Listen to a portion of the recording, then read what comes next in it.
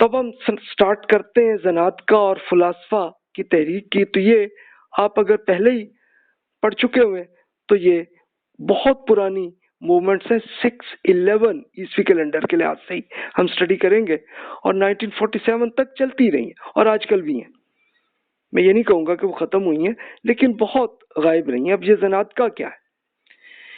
ایک مفتوحہ علاقوں میں متعدد تحریکیں جس کی پوری اسٹڈیز اگر پچھلے لیکچرز میں آپ سن چکے ہیں یا اپنے بکس میں میری بکس میں پڑھ لی ہیں تو آپ کو پتہ چل گیا ہوگا کہ یہ دین اسلام کے خلاف بغاوتیں بنی، جس میں دہشت گردی بھی ہوئی، حکومتی ایکشن بھی ان کے اگینسٹ ہوا اور ان کو روکنے کی کوشش. یہ پوری بہت پرانے زمانے میں یہ چلتا آ رہا تھا سلسلہ.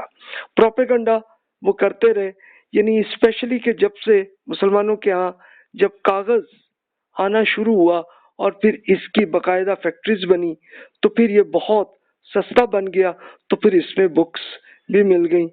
پھر علمی اعتبار سے فلسفیانہ وسوسے وہ بنتے رہے. فلسفہ کیا تھا کہ اپنے ذہن میں جو آئیڈیا آ رہا ہو تو ایک فلسفہ الہیات، یعنی خدا کیا ہے، خدا کی کیا ایک صلاحیتیں ہیں اور خدا کا ہم سے کیا تعلق ہوتا ہے. تو سوال تو یہ ہے نا، تو اس کا جواب تو اللہ تعالیٰ نے خود قرآن پاک میں دیا. لیکن فلسفہ جو حضرات متاثر تھے یونانی فلسفے میں اور انڈین فلسفے میں، تو ان کے ذہن میں جو آئیڈیاز آئے اس پہ پھر انہوں نے بکس لکھی اور وہ سلسلہ آتا رہا. اور یہ ایک بڑے عروج پہ یہ پیریڈ اراؤنڈ اگر ہم ہجری کیلنڈر میں رہیں تو 300 400 500 ہجری میں بہت چل رہا تھا. لیکن اس پہ بہت ڈیٹیل سے کئی اسکالرز نے تنقید کی، لیکن بہت ڈیپتھ سے غزالی صاحب نے ایک یہ تحافت الفلاسفہ یہ ایک انہوں نے بک لکھی. اب وہ 1111 عیسوی کیلنڈر میں وہ فوت ہوئے وہ بزرگ.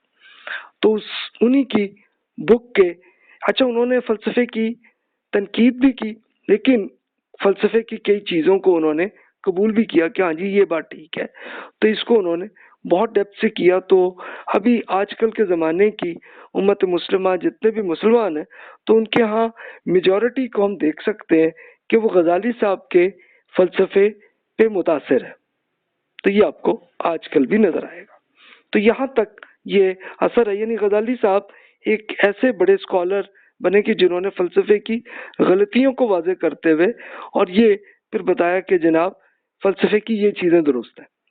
تو وہ پورا اس کا، اور چونکہ وہ ایک بڑے سائیکالوجی کے ایک بہت بڑے ماہر بنے اور یورپ اور امریکہ میں ان کی بکس کو یونیورسٹیز میں آج کل بھی پڑھایا جاتا ہے. تو اس سے آپ کو خود اندازہ ہو سکتا ہے کہ ان کے اثرات پھر کیا ہوں گے. دوسرا یہ زنادقہ اور فلاسفہ تحریک. اب یہ 1258 to 1947 میں کیا ہوا تھا کہ ایک منگول حملہ جب ہوا منگولوں نے، تو انہوں نے اہل ایمان ان کو بھی بہت قتل کیا اور زنادقہ بھی جو تھے وہ بھی بہت قتل عام ہوئے، بہت زیادہ ہوئے. تو ان کے پھر جو لوگ جو لیڈرز یا ان کی تحریک کے جو لوگ تھے تو وہ آہستہ آہستہ وہ بھی اسی طرح 1258 کے آس پاس کے پیریڈ میں وہ بھی اسی طرح فوت ہوئے. نئی شکل میں پھر پروپیگنڈا وہ بہرحال رہا، جس کو ہم یہ کہیں گے کہ ہائبرنیٹ ہو کر وہ آج تک موجود ہے. اسپیشلی اس زمانے میں کہ جب یورپ میں یہی تحریک فلسفہ اور زنادقہ کی یورپ میں بہت آئی، تو جب یورپ کی حکومت مسلمانوں کے علاقے میں بن گئی تو پھر وہاں پہ وہ آئیڈیا رہا.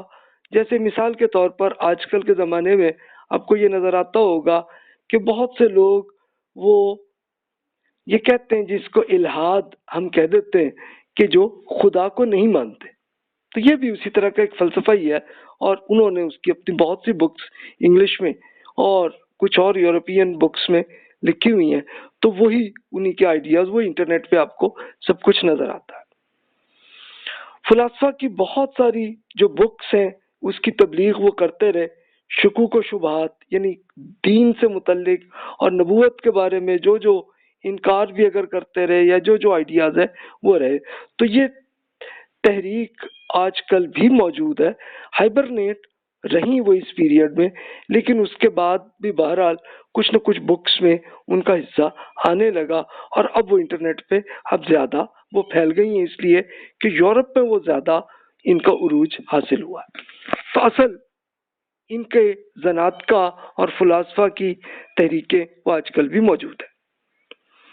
اب ہم دوسری طرف کی تحریکوں کی اسٹڈی کرتے ہیں، جنہیں باطنیت، اشراق، وحدت الوجود اور تصوف، یہ 750 سے شروع ہوئی ہیں اور 1947 تک کے پیریڈ کی اسٹڈی کر رہے ہیں، ورنہ آج کل بھی موجود ہے۔